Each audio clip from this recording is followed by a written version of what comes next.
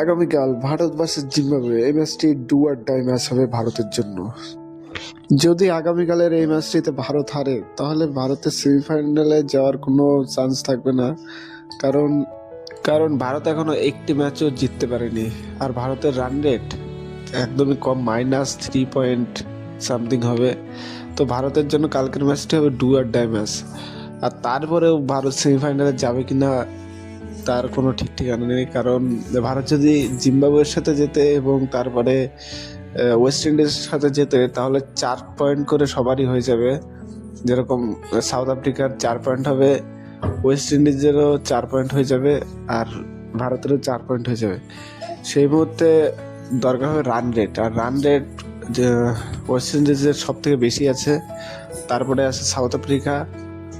তার রান রেটে যদি ভারত 100 রানের লিড নিতে পারে জিম্বাবুয়ের সাথে এই ম্যাচটিতে, তাহলে ভারতের সম্ভাবনা থাকবে সেমিফাইনালে যাওয়ার।